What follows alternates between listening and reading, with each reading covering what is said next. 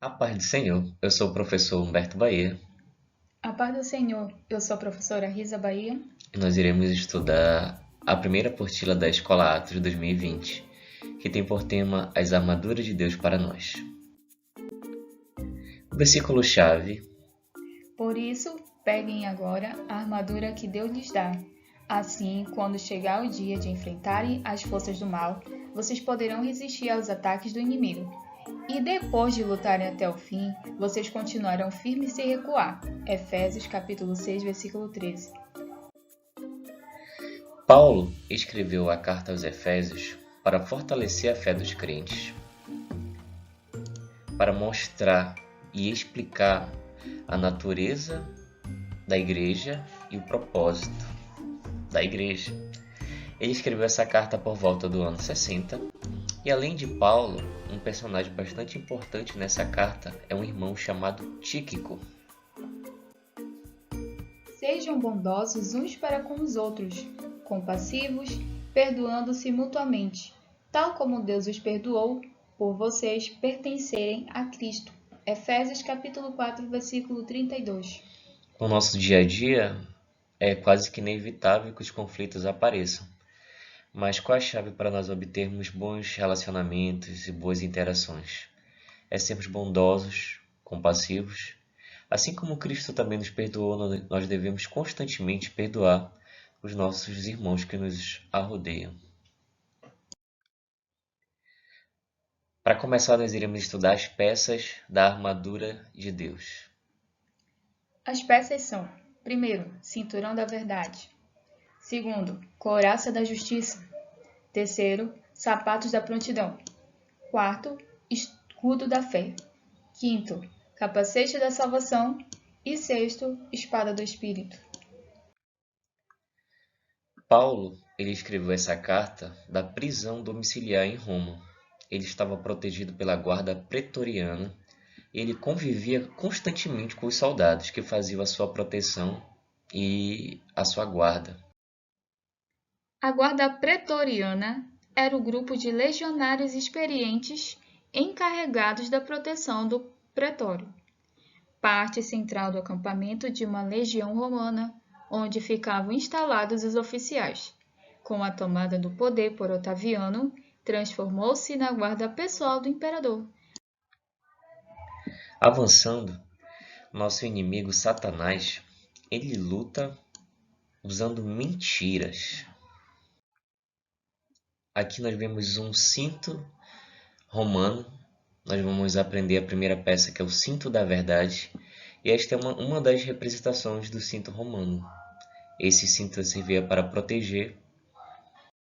E nós vemos esse aqui, o cinto da verdade, que além de manter a roupa toda bem ajustada, poderia ser usada para colocar objetos, espadas, adagas, ou algum mantimento ou algum suprimento. Cinto da verdade. O cinto da verdade, ele é a verdade de Deus que derrota as mentiras de Satanás em diversas situações e mínimas coisas.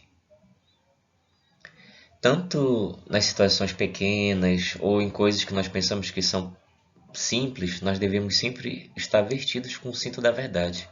Fazendo isso, não iremos magoar as pessoas e estaremos fazendo a vontade de Deus. O que Jesus fala sobre quem tem o hábito de mentir? Vocês são filhos do diabo e querem fazer o que o pai de vocês quer. Desde a criação do mundo, ele foi assassino e nunca esteve do lado da verdade, porque nele não existe verdade. Quando o diabo mente, está apenas fazendo o que é o seu costume, pois é mentiroso e é o pai de todas as mentiras. João, capítulo 8, versículo 44. Como alguém pode se libertar do hábito de mentir? Jesus deu a resposta: e conhecerão a verdade, e a verdade os libertará. João capítulo 8, versículo 32. Para algumas pessoas a mentira é tão entranhada nelas que elas têm um hábito que dificilmente sairão a verdade das suas bocas. Mas em Jesus Cristo qualquer pessoa pode ter a libertação desse mal que é a mentira. Couraça do corpo. A couraça do corpo, ela é a justiça de Deus, a armadura defensiva. Quais materiais que eram feitos essa couraça do corpo? Nós vemos que era um manto de ferro, poderia ser feito com tiras de couro, tiras de metal e também escamas de bronze.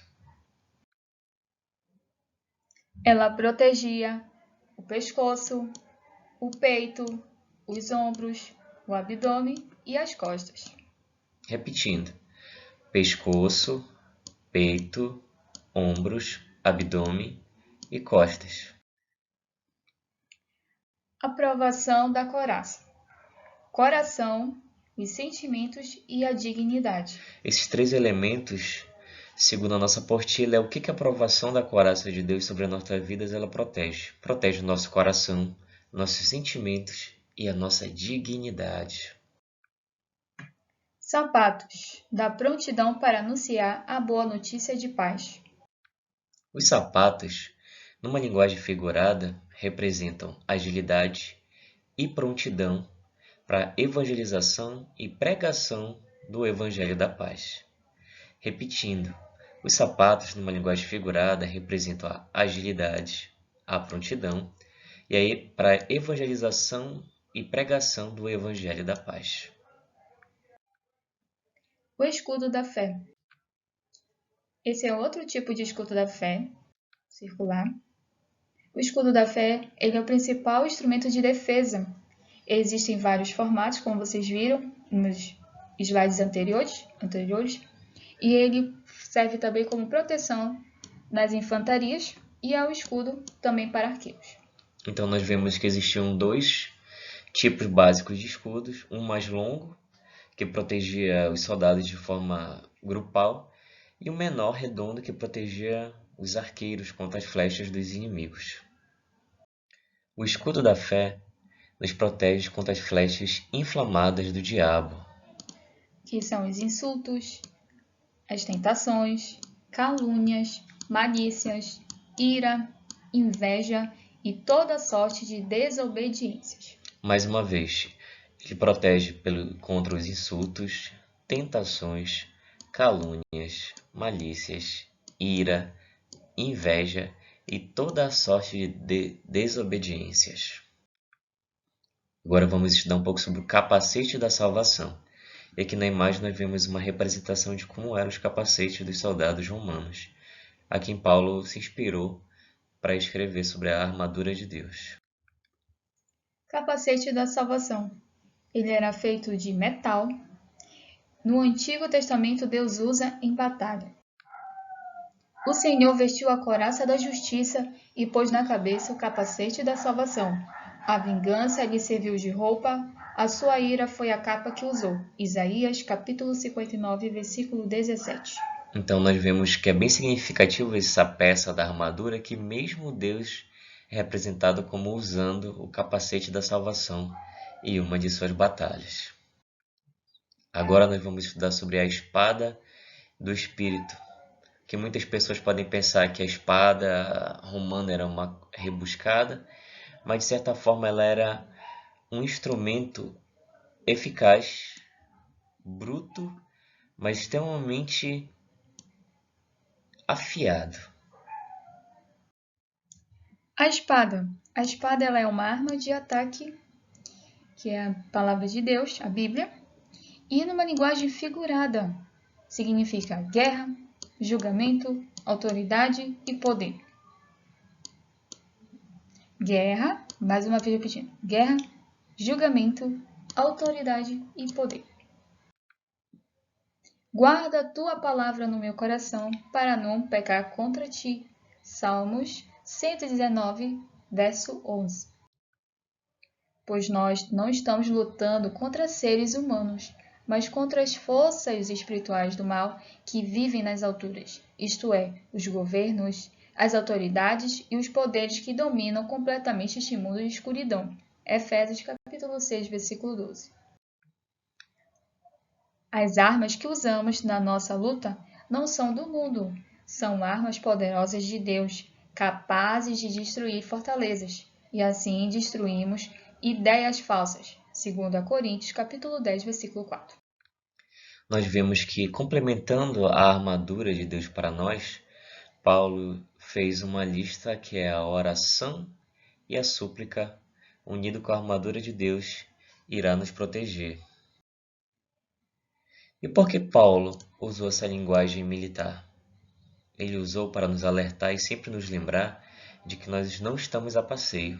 Nós estamos nesse mundo e nós estamos em constante guerra contra o inimigo de nossas almas e devemos sempre estar prontos para quando o Senhor nos chamar. Então, com isso, nós acabamos a nossa primeira aula da primeira apostila do Projeto Atos 2020. Desejamos que Deus abençoe a todos e que fortaleça mais e mais a fé de cada um. Fiquem na paz de Deus. Coragem, avante, servos!